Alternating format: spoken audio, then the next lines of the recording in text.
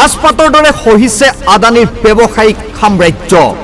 দুটা নিশাৰ ভিতৰতে 4 লাখ কোটি টকাৰ লোকচানৰ সন্মুখীন গৌতম আদানী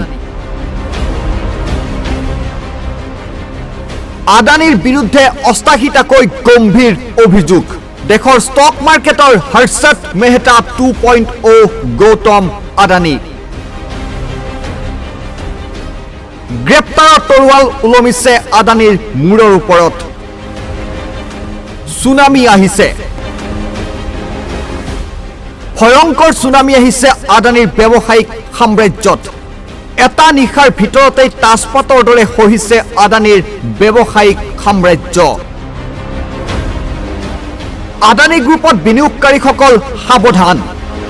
আমেৰিকা যুক্তৰাষ্ট্ৰৰ ফৰেনচিক ফাইনেন্সিয়েল ৰিচাৰ্চ ফাৰ্ম হিন্ডেনবাৰ্গৰ প্ৰতিবেদনে এটা নিশাৰ ভিতৰতে হিৰৰ পৰা জিৰ' কৰাৰ দিশে আগবাঢ়িছে দেশ তথা এছিয়াৰ আটাইতকৈ ডাঙৰ ধনকুবেৰ গৌতম আদানীক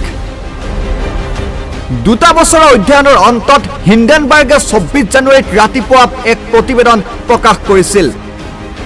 যি প্ৰতিবেদনত গৌতম আদানীৰ বিৰুদ্ধে এটাৰ পাছত আনটোকৈ মুঠ 88টাকৈ প্ৰশ্নৰ অৱতাৰণা কৰিছিল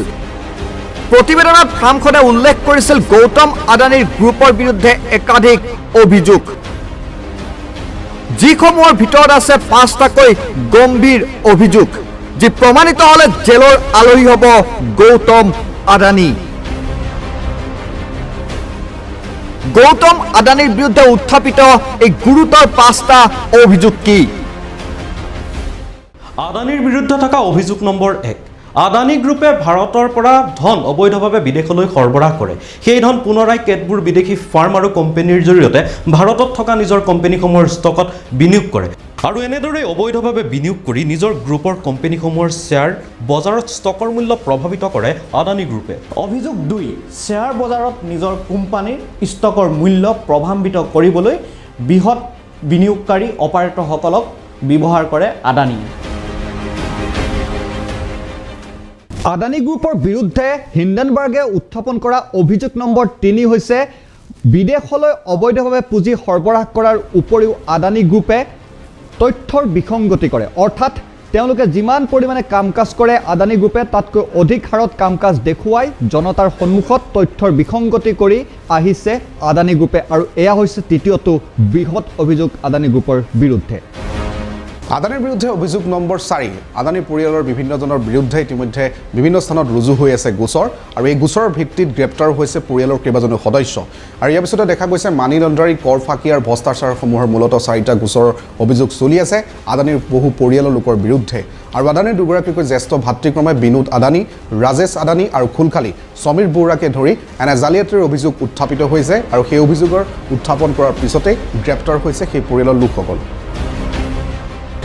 আদানী গ্ৰুপৰ বিৰুদ্ধে অভিযোগ নম্বৰ 5 আদানী গ্ৰুপৰ একাউণ্টতো আছে ব্যাপক খেলিমেলি সেইবাবে বিগত 8 বছৰত 4 গৰাকীকৈ CFA কৰিছে আদানী গ্ৰুপৰ পৰা পদত্যাগ হিন্ডেনবাৰ্গৰ এই প্ৰতিবেদন প্ৰকাশ পোৱাৰ লগে লগে আদানীৰ সাম্ৰাজ্যৰ ওলোটা গণনা আৰম্ভ হৈছে প্ৰতিবেদন প্ৰকাশৰ দিনাই অৰ্থাৎ বুধবাৰে আদানী গ্ৰুপৰ প্ৰতিটো কোম্পানীৰ শ্বেয়াৰ মূল্য 10% পৰ্যন্ত লোকচানৰ সন্মুখীন হয় শুক্ৰবাৰৰ দিনটোতো ব্যাপক খহনীয়া পৰিলক্ষিত হয় শ্বেয়াৰ বজাৰত আদানী গ্ৰুপৰ শ্বেয়াৰৰ মূল্যত আদানী ট্ৰেন্সমিশ্যনৰ 20% অম্বুজা চিমেণ্টৰ 14.57% এচিচি চিমেণ্টত 18.06% আদানী এণ্টাৰপ্ৰাইজত 15.90% আদানী গ্ৰীণ এনাৰ্জিৰ 20% আদানী পোৰ্টৰ 16% আদানী পাৱাৰত 5% লোকচানৰ সন্মুখীন হয় শুক্ৰবাৰে আদানী গ্ৰুপ ব্যৱসায়িক সাম্ৰাজ্যৰ এই পতনৰ সমান্তৰালভাৱে আন এক বিপদ পৰিছে গৌতম আদানীৰ সন্মুখত আন্তঃৰাষ্ট্ৰীয় সংবাদ প্ৰতিষ্ঠান ৰয়টাৰ্ছৰ মতে শুক্ৰবাৰে সেবিয়ে জাননী জাৰি কৰিছে গৌতম আদানীৰ গ্ৰুপৰ শেহতীয়া বিত্তীয় লেনদেনৰ বিতং তথ্য বিচাৰি ইপিনে আদানী গ্ৰুপে এই অভিযোগসমূহ নস্যাৎ কৰি হিন্ডেনবাৰ্গৰ বিৰুদ্ধে উদ্দেশ্য প্ৰণোদিতভাৱে আদানী গ্ৰুপৰ সন্মান হানি কৰিবলৈ এই প্ৰতিবেদন প্ৰকাশ কৰাৰ অভিযোগ উত্থাপন কৰিছে আদানী গ্ৰুপৰ আইনী উপদেষ্টা যতীন জুলেণ্ডৱালা আৰু আদানী গ্ৰুপৰ CFO যোগেশেন্দৰ সিঙে হিন্ডেনবাৰ্গৰ বিৰুদ্ধে আইনী ব্যৱস্থা লোৱাৰ কথাও আদানী গ্ৰুপে চিন্তা চৰ্চা কৰিছে বুলি বিনিয়োগকাৰীসকলক জানিব দিয়ে ইপিনে আদানী গ্ৰুপৰ এই প্ৰেছ বিজ্ঞপ্তিৰ পাছতে পুনৰ টুইট কৰি হিন্ডেনবাৰ্গে আদানী গ্ৰুপক ভাৰতত নহয় আমেৰিকা যুক্তৰাষ্ট্ৰত গোচৰ চলাবলৈ আহ্বান জনোৱাৰ লগতে আইনী প্ৰক্ৰিয়াক স্বাগতম কৰা বুলি টুইটত উল্লেখ কৰিছে তেনেস্থলত দেশৰ আটাইতকৈ ডাঙৰ ধনকুবেৰজনৰ বিৰুদ্ধে উত্থাপিত এই অভিযোগৰ পাছত সকলোৰে দৃষ্টি এতিয়া আদানী বনাম হিন্ডেনবাৰ্গৰ অভিযোগ প্ৰতি অভিযোগৰ ওপৰত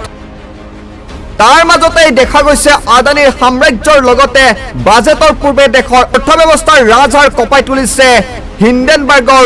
আদানীৰ বিৰুদ্ধে এই ভয়ংকৰ অভিযোগসমূহে নিউজ ডেস্ক ৰিপৰ্ট নিউজ নাও